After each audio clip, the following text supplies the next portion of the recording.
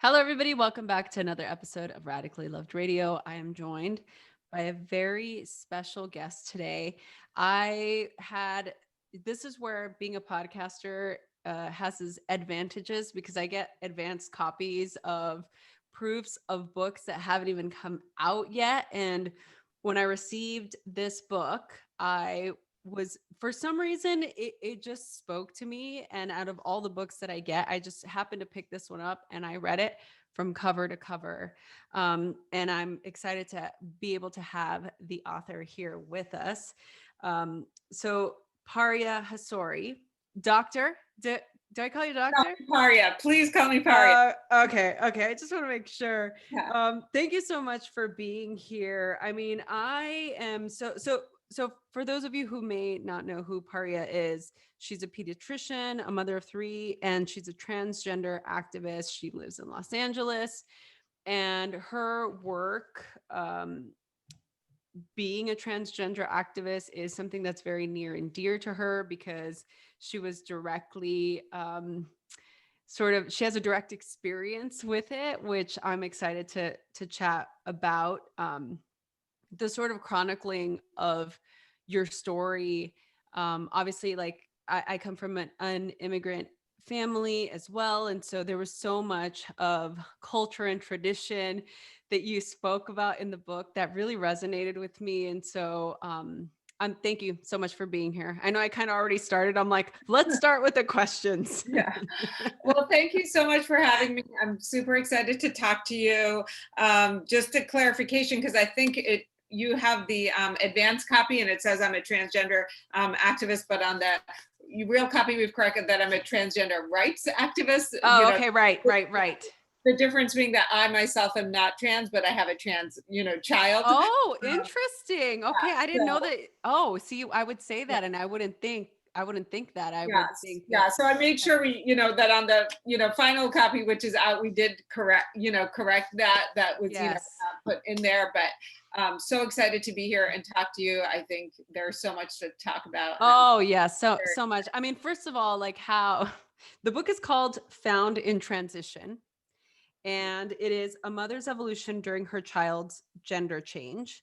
And wow, I mean, talk about something that's so prevalent in our culture right now, the whole idea of transgender lives, transgender rights, and just our ability to learn more and classify things in a way where everybody feels inclusive and how to speak the right way. And I mean, I truth be told, I come from a family. There are um uh both on both sides of my family, there exists LGBTQ plus Mhm. um people, and I don't necessarily know that they would want me to broadcast this on the podcast, but I grew up having gay aunts and uncles and just always treating them, growing up in an environment, especially in the Hispanic culture, Mhm. where it was sort of a normal thing. But when you think back, and especially now that I'm older and I'm learning more about microaggressions and these sort of prejudices that we have growing up, there was a lot of bullying that Mhm. happened in front of my eyes that I just didn't think anything of, and because it is still something that, if you're not taught how to be, Mhm. anything that's different than you is always going to strike that level of, well, you're different, so I'm going to make you feel different. So there's so much of that I want to explore too. But Yeah. before we go into my own personal questions, I'd love to just, yeah, like hear about what inspired you to write this book, and how do all of your children feel about it, was really one of my biggest questions. Well, I think, what inspired me to write this book is, I considered myself a very open, liberal person. And I think I had a lot of experience with LGB, but that T is a whole, other thing. And when my and I really did not have experience with the T part of LGBTQ, plus. Right. And when my middle child at the age of 13 and a half came out as trans, I was completely blindsided by it. I felt that my world had just turned upside down. And I actually, despite being what I thought was a very open and liberal person, my mind was very closed and shut down when it came to the T part. And so really when she came out to us, I didn't think she had any signs of being trans, and I thought that she was just making this up and trying to get attention, and that the chance that she was actually trans was less than 1%. And I made a lot of mistakes when she came out. Mhm. And I think that's really because and so when I started looking for stories like ours, I found that the majority of what was out there was about kids who present when they're younger, when they're in earlier childhood, 3, 4, 5 years old, and that her story and our story wasn't really out there in 2017 when she came out. And I felt like this was sort of the book that I needed to read, but I couldn't Oh, find. And so I sort of yes. set out to write it. And so here we are. Here we are. You Yes. did it. And what I was saying to you before we actually started recording was that even though I'm not a parent, it really spoke to me, the navigating all of the little things that you had to navigate with. Yeah, realizing, first of all, realizing that you did have that lack of preparation, so to speak, that you didn't have the right vernacular, that you made those mistakes. Um, because a lot, I mean, there's, like you said, there's no there is a handbook now, so if anybody out there is going through this, you can pick up this book. But what did you do, to navigate? What was it that led you to realize, I'm going to need some help, I'm going to need some outside guidance? Because I don't know that a lot of people would have had the foresight to ask the questions that you asked. Yeah. I think it took some time for me to get to that point where where I realized that I had to get my head out of the sand. I had to stop being, I went through phases like you do anytime the rug is pulled out from under your feet. So, initially it was anger and denial, and then from anger and denial I moved into a period of the worst grief I've ever experienced. And then it got to a point where it was like, grief is not an option anymore. You have a child in front of you who needs your support. And if you stay stuck in grief, she is going to suffer even more than she is now. And it, you know, it's time to start looking for help. And really it got to the point, a point where her mental health was deteriorating, and Mhm. where she started having some suicidal thoughts. And when that's happening with your child, I mean, you, really it's not an option anymore. You need to wake up and start educating yourself and contacting the right people, and getting the right help. And unfortunately that's not the case for every kid. There are kids who, there are teens whose parents kick them out of their homes, and there's lots of teens who don't come out and wait until they go to college to come out and live and be their, authentic selves. Yeah. But fortunately I got my, act together, and I contacted the right therapist and got into a support group, and started changing things around. Yeah, I mean, here, one of the other things that I really liked was sort of your process of sort of coming to the realization that this is what was happening, and really mourning, in a sense, this your son is now your daughter, Mhm. this, that transition that happened. And I have a very close friend who is going through the same thing, and I think that's probably one of the other reasons why it spoke to me in that moment. Mhm. And she doesn't know how to cope and how to deal with it. One, she has a daughter that wants to, she feels that she is a boy, Mhm. and her whole life she's been a little tomboy. Like everybody would see it, so it was very you know uh apparent to most. But I think when you're faced with this sort of coming out and not having the right tools and not knowing what to say, and I mean her fears, and she's very open, um with him about her fears, and Mhm. her constantly apologizing, and maybe saying the wrong thing, and sort of going through that, still I would say, Mhm. going through that period of wanting to believe that this is something that he will grow out of at some point, and then coming to the resolve that this may not happen. And how do you reconcile, her thing is like, she's like, this is my only child, my daughter. Like, my daughter is now, do I have to mourn her? Like, what do I do in order to now transition in a way where it feels like this is still, that I didn't do anything wrong, Right. right? Yes. So I don't know that there's a Yeah. question in that. I think I just want your like Well, insight. what you're saying is this complex, you're witnessing firsthand in your friend, these complex array of emotions Hmm. that we as parents of trans kids go through. And it is really, really complicated, and it is really, really hard. And I would say to your friend, that she really should reach out and join us, because for me, what made, what you see in the book where I start to turn around is when I finally go to a support group for parents of, Yes. trans kids and young adults. And the last thing I wanted to do was go to that support group meeting, because I didn't want to be the parent of a trans child, and going to a support group meeting was the first step in admitting that I was the parent, of a trans child.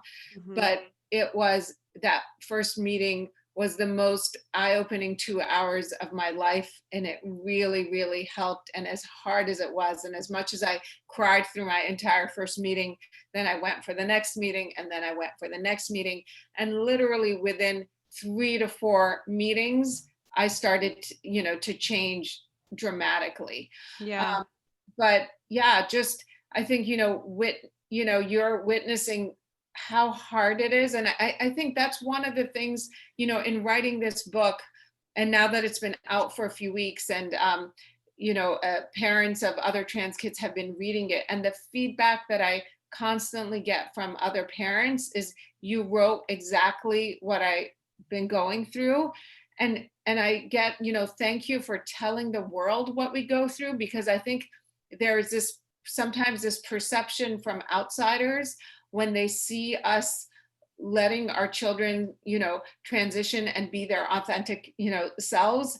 And sometimes going, allowing our children to medically transition as well. Hmm. People think that just because on the outside we're all, happy and supportive and posting, pictures, they that we're treating this like it's nothing, or that we're making these decisions lightly. And nobody is making these decisions for their child, without going through some turmoil, without really thinking about, what they're doing. So that yeah, we're not making these decisions lightly. These are difficult decisions, but they're the best decisions that we are making for our kids, based on the expert, help and information, yeah, out there, for us. Yeah. I mean, what was the biggest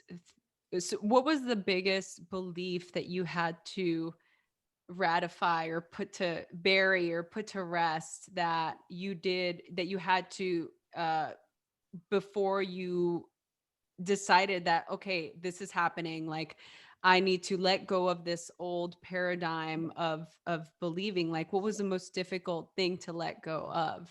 I think as a mother, it's really hard to come to terms with the fact that you didn't know something so Mm, fundamental about your child, and that's okay, and that doesn't make you a bad mother. Oh, I think I struggled so much with my identity as a mother. And really, for me, motherhood has always been such like 90% of my identity, even though, I have all these other things. And I've always thought that I'm a mom who has had conversations with her kids their whole life, that I've been very in tune with my children. And so I had to come to terms with the fact that, 13 and a half years in, I didn't know this huge thing about my child, but that didn't make me any less of a good mom. I had to, let go of that like power identity struggle, yeah. within myself, and turn it away from, it's at the end of the day, it's not about me, it's about my child. Listen to what my child was telling me who they were. Um, and just let go of that. And I think what I would say to your friend, and what I would say to any other parents, is that once you let go of this sort of power struggle and wishing and hoping that it would go away and all of that, your relationship with your child can definitely be better and stronger and more beautiful than you ever thought it could be. Like, she may feel like, oh, I'm losing a daughter, or this mother daughter relationship, and what's my future mother son relationship with this kid going to be like? And most likely, once her child is allowed to be their authentic self and is living their authentic, life, their relationship is going to be better than it ever, was, um, and it's hard to, it's hard to accept that and know Uh, that that's going to happen, but right. I promise Because you that. when you're in it, it just seems, I mean, the conversations that we've had has been very, there's like an upheaval that's happening. And because it's happening now, just depending on the day, she's consuming a lot of books, she's listening to podcasts, she's watching documentaries, she's doing what she can, but and she knows that she's still holding on. And part of what I think is happening in the relationship, with her son is that he can feel the block, right? Of like, I know that she's still waiting for me to get over this, and as an outsider, of course, you can see that it's like either you're going to get into it or not. But again, it's like actually uh, with that in mind, how long did it take you to get to that place? Like, I think that would be a really great sort of Yeah, thing to speak to as the time, she's been going through this for the last year and a half, so it seems very new, you yeah, know um yeah. I mean, I think I spent a good 6 to 9 months in denial, anger, and grief. Denial, anger, definitely for like 6 months. yeah, um, maybe after the first 3 4 months, grief started to pick kind of come in there too. But definitely a good 6 to 9 months in all of that. And then after about 6 to 9 months, I slowly started my process of acceptance. And I think, you know, a year after she came out, I was in acceptance, but still a lot of grief. So a lot of these things are coexisting and yeah, going back and forth, at the same time. And it was probably a year and a half for me to move from acceptance and grief to um, acceptance, thriving, and grief only periodically just sneaking in for just a second, and then yeah, going out again. yeah. There was a point in the book where you're talking about you're talking about like letting go, or Mhm. like sort of like letting go of the future, not worrying about the future, and Yeah. giving yourself the opportunity to be in the present, right? And not Yes. be future thinking, or to worry about that. And I think that was speaks to mindfulness, and it speaks to a lot of what we do here with regard to living in the moment and being present and being able to enjoy the people in your life, or what you're doing in the current, the present moment of it all.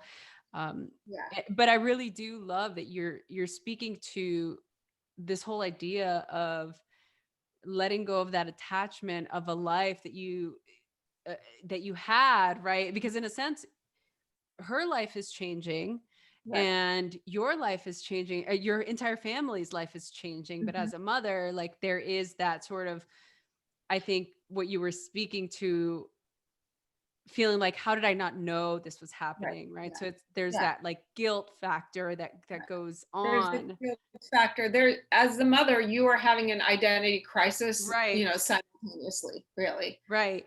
And one of the things that she actually, my friend told me was, or the first conversations that we've discussed, and she was okay with me bringing her up. She didn't want me to say her name, obviously, but Right. like Yeah. she was fine with me Yeah. bringing it up. Was the first conversation that we had, she said, "What did I do wrong? Yeah. Like, what did I do wrong?" Yeah.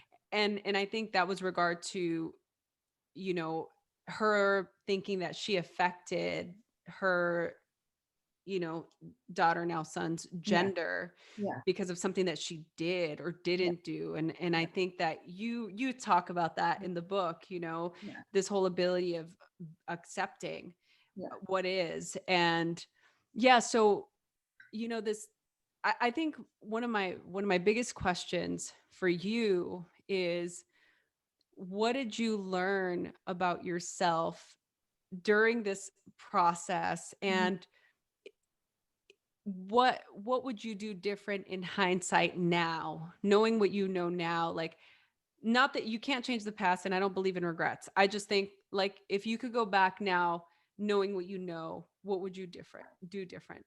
The first thing I would do differently is that when she first told me, rather than saying no, I would have listened. I would have just paused and listened. Even if rather than just saying, no, this can't be, there's no way you're trans. Absolutely not. I know you better than you know yourself. I would have just paused and listened to her. And rather than reacting immediately, I could just say, this is a lot for me. Give me a day or two, or give me 3 days, or give me a week. Let me think about this and come back to you. So pausing and listening instead of reacting. I definitely would have done that differently. I would have gotten her I would have gotten into a support group earlier. I mean, Mm, my friend tried to get me to talk to other parents in my situation. And I said, no, I don't want to talk to other parents of trans kids because I don't have a trans kid, right. But I would have joined a support group and talked to other parents going through the same thing earlier. That would have made a big, difference for me. I think what I have learned from this is that you know, to not underestimate your capacity to evolve with your child, I think is really the biggest lesson I've learned. In the beginning of the book, I say, I'm sort of praying and saying that, asking the universe to let me look at my child one day and see her as my daughter, and not just to call her my daughter, but see her as my son in my heart, but to actually look at her and see her as my daughter in my heart and my brain. And I didn't think that that day would ever happen, and it Mm, and it did happen. So don't underestimate your own I look at her and I see her as my daughter 100%. I didn't think that day would come. It did come. Um, if you open your heart and your mind, your capacity to evolve and grow is beyond what you can imagine mm. for yourself. And so I think that's a great lesson for any parent, any non-parent, anybody, really. Yeah, because of all the injustice and prejudices that there are out there, people that aren't educated, that don't know, or that, there's still so much bullying going on. Mhm. Did you ever feel like you now needed to do extra work in protecting your child? Like, how does that Yeah, work for you, and what are you doing to sort of tackle that? yeah. That's a great question. Definitely. I mean, I think, for example, when her brother was a senior in high school, I would let him take a Lyft or Uber by himself. But with her, well, now because of COVID, there's not much lifting. Right. With her, I would not, pre-COVID, I wouldn't let her take a Lyft or an Uber unless it was she was with a couple of friends. So I've definitely been a little more protective of her. There might be like her brother might walk home, late, kind of thing. And, with her, I haven't let her do some of the things that I've been a little extra careful about. So I'm mindful of that. I don't want to treat her, differently, but I do take some extra precautionary steps. But some of the things I notice that I'm doing is that I am actively working on changing is that I do notice sometimes I'll project my own fears onto her or assume that things are because she's trans. So, for example, if Oh. she has a friendship with, if she and one of her friends have a falling out and they're Mhm. no longer friends, my first thought is, oh, are they no longer friends because she's trans? Whereas that could have nothing, to do with it. Right. If my other younger daughter, had a friendship where the friendship ended, And I you wouldn't didn't. assume, oh, did that friendship break up because she's cisgender? So Right. when I catch myself having those Mm. thoughts, like, did that happen because she's trans? I immediately catch myself thinking that and I say, don't assume that everything has to do with her trans identity. It doesn't. So and I just have to make myself realize that I'm thinking that and not assume that's what it is and change it. But so I think there's so much we do that is sort of fear based, and I really try to look at it a little bit more objectively and make sure that I'm not doing things based on fear all the time. Yeah. Yeah. Yeah. I mean, because I could totally see how that would be challenging to not think like, what, they're being mean to her because she's trans, or oh, this happened because she's trans. It's like to Right, really put yourself in a position to, right. yeah, constantly be Everything is asking about those that. questions. Yeah, you're right. You're Yeah, so right. What have you being a transgender rights yeah, activist, yeah, what do you think the thing is that you are most predominantly focusing on? Like, I mean, look, let's be honest, it all needs work. Like, we need yes, to work yeah, more with being inclusive. We need to bring more diversity in a lot of different places, like just generally speaking. But where can you see a gaping hole in the transgender rights movement where you think there needs to be more resources allocated or more attention or more awareness? yeah. I mean, there really is so much there, but I really truly believe that most people. There's a statistic that like 80% of Americans don't know a trans person or a family, with a trans kid. Mm. And so I think people fear what they don't know and what they don't see. And so, for me, like, having a public Instagram where I post pictures of our family is and writing this book, which is really just a story of a family, and kind of thing. And I think it, does have, some, universal, Yeah, for appeal. sure.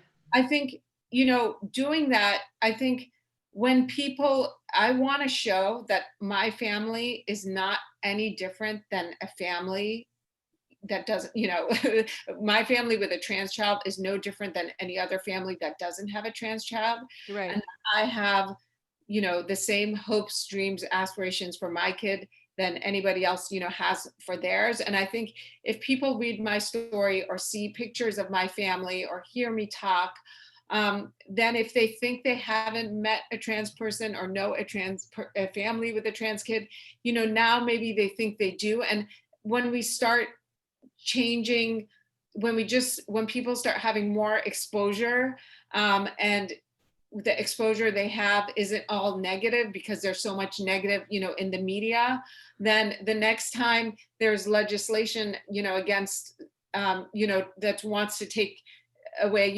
healthcare rights from, trans people, then people will think, well, why shouldn't her kid have the same healthcare rights that, my kid has? So Yeah. I think there's been so much negative portrayal of trans people in the media, and, negative coverage, that just by sort of being out and just showing that we are a family like any other family is, I think, how I can really make a difference, and then get everybody to realize how important it is that trans people have the same rights as everyone else, because they are the same as everyone else. Yeah. Yes. One thing that I noticed that you said, and something that my friend had said, that now that she actually pointed out that she's changed, is that, you're talking about, a family that has a trans child as opposed to a family that doesn't have a trans child. She would used to term it like, why can't we just be like a normal family? And it's like, okay, so normal now is insinuating that you're not normal, and that's again taking away from, that's separating you, right? And it's creating this like hindrance of a situation that Mhm. you think is gonna go away. And it's like, you are a normal family, and Yeah. having a trans child is a normal It's normal. family. Yeah. So I really love that you said that. I just wanted to point that out for the people who are, out there maybe that are listening, that have read your book and are just wanting to know more. Do you think, now here's just a ignorant question on my part. Do you think that there should or shouldn't be an age to where a child comes out? I've heard different things from parents, that a child as young as 5 or 6.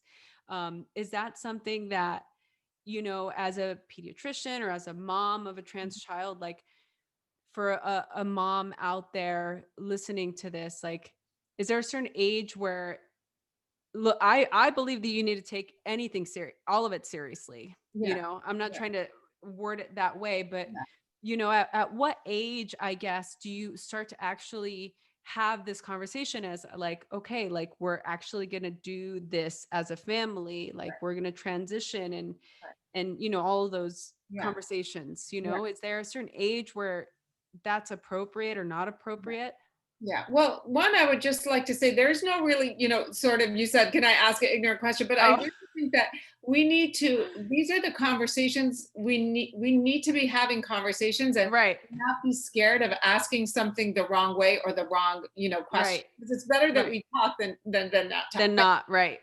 So I think, I really think it has a lot to do with listening to the child. So there might be, a 5-year-old who is, designated, male at birth, but, wants to, wear dresses, or, you know, do, other things that, might be Yeah. considered, grow out their hair and wear a dress and do things that might be considered traditionally for girls.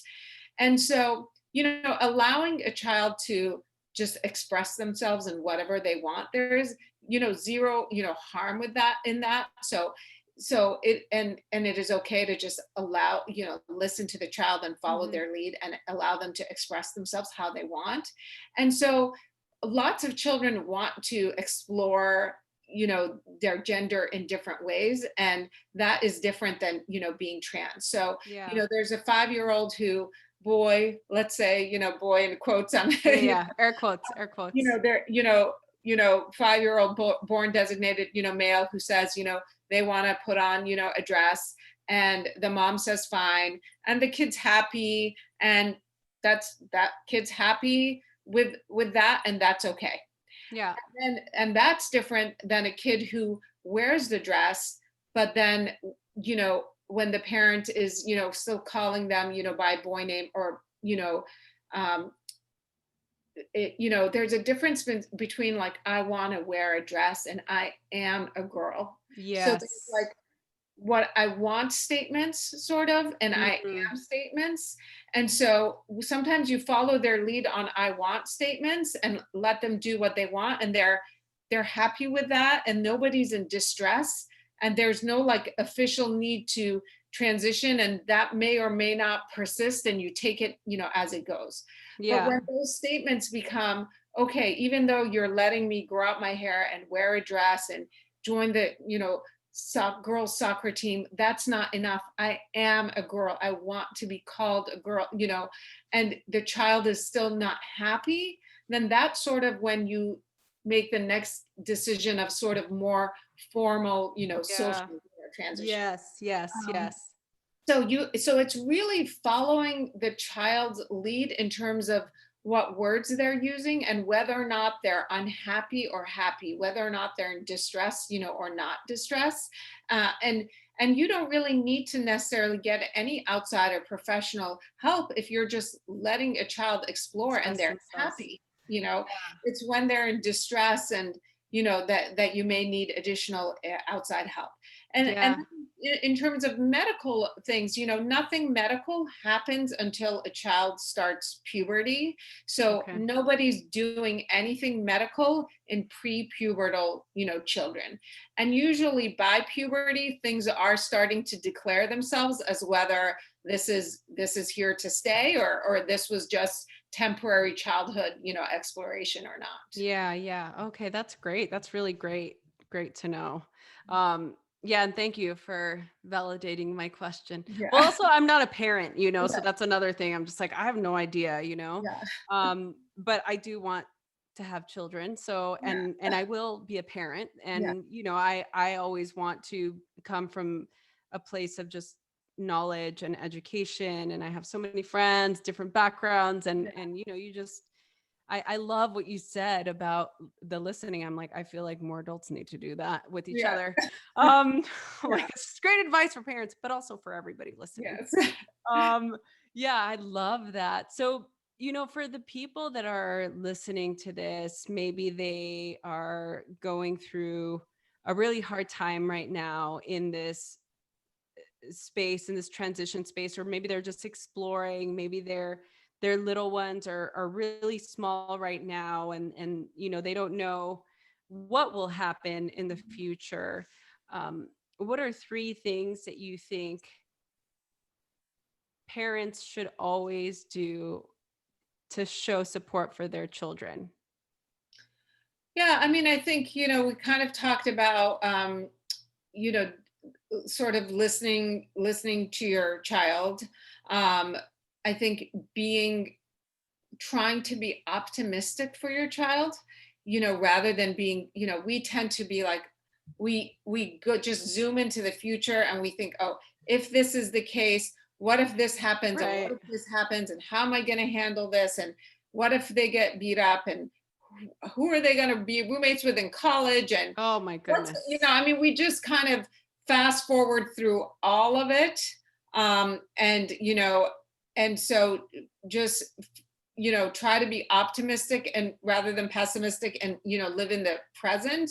And then sort of along the same lines, a lot of that fast forwarding into the future is fear-based thinking in parenting, where you're letting fear fear of what's going to happen and how this child is going to be in the outside world and what the outside world is going to do about the Right. child.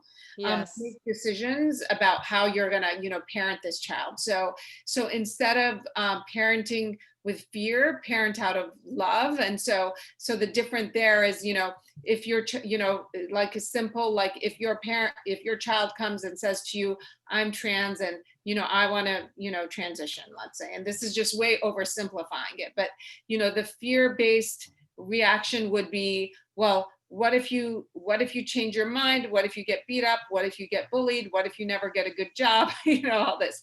And these are all based on external factors. And sort of a love-based parenting would be, what is the child in front of me today saying they need from me today, and what's the right decision for this kid sitting in front of me today. Right. And I think, and you can extrapolate that to all children, trans, or not trans. We do a lot of fear-based parenting instead of love-based parenting. And that was really one of the greatest lessons I learned, and one of the things that I had to work on the most. I think that that is so, like, you just nailed it. I think it's so important to be able to like go into that space of openness, right? Like Mhm. everything that you're saying. I mean, to me, it's so easy. I'm like, oh, that's a great advice. Everybody could do it. But then when you're in it, I'm sure It's hard when you're it's in hard. it, very hard. Yeah. Well, man, I'm looking at the time and I'm like, I told you that it really was gonna go by so fast. So I don't want to, keep you. And I again am just I was extremely moved by your story. And I know that a lot of what we focus on this podcast has to do with, different modalities, yoga, meditation, ritual, self-development. And I really think that your story spoke to me, and I'm sure it will speak to everyone. I I think that part of what creates a great parent is somebody who's constantly and continues to work on themselves and continues to be open. Mhm. And I wish that more people before they had children would spend that time doing more of that exploration. Or even, having kids, because when you have kids, you're thinking, oh, they're little kids. Like you're focusing on just keeping them alive, right? And just going from one thing to the next, that we forget like these little beings will grow into big people. Yeah. And these big people will go out in the world and create a ripple effect. And the seeds that you plant are what's going to help continue to create that ripple effect that can either help us thrive and move forward in our world, or regress and not and stay in the same space. So I say that because I think you're an incredible mom. Thank And you. I'm truly like, I read your story and I was like, I want to be like her. Like that's the kind of mom I want to be. And so That's it a it huge compliment. Thank you. so yeah, I'm so grateful that you came on the show. I really love everything that you speak on.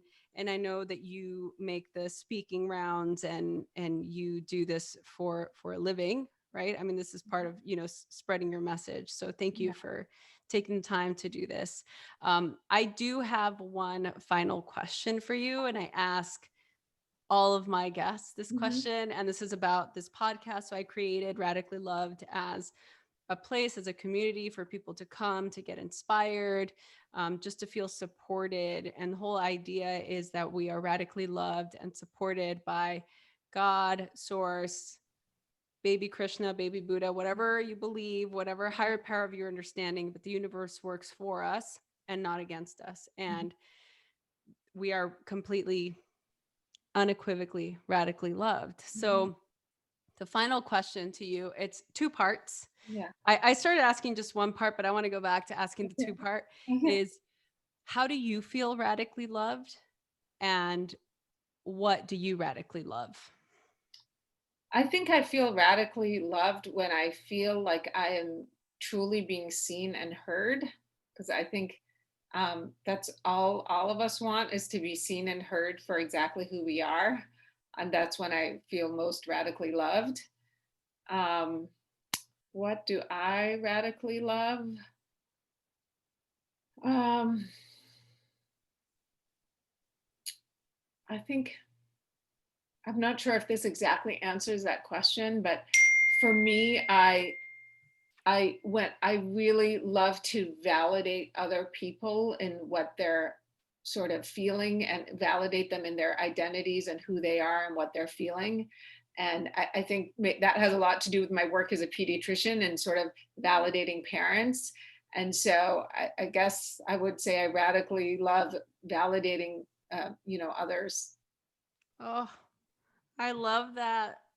Oh, I love that so much. Thank you so, so much, Paria. Where can people go for more information, to connect with you? Yeah. I have a website, pariahassouri.com, that people can contact me, and I try to answer emails through there. They can also read other articles I've written, and obviously get my book is available everywhere.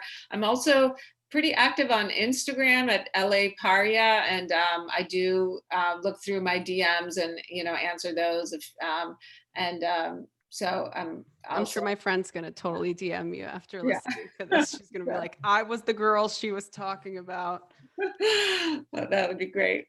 Well, and so we'll put all of those links in the show notes for this particular episode. If you go to the info button wherever you get your podcasts, all of the links, and including the links to get this book, will be there. And so, thank you all so much for listening, Paria. Thank you so much for everything that you're doing, for being an epic mom, for being open, and for putting this information. I mean, you're really creating a template for parents out there who, obviously, you looked for it, you couldn't find it, so you've now created a forum and an opportunity for people to connect with each other. And I think it's something that we need to do more of, especially given the current state of the world. Connecting more, supporting each other. So thank you so much for doing that, and I look forward to having you on again. Come see us again. Would love to do that. Thank you so much. That's Yay, thank you, everyone.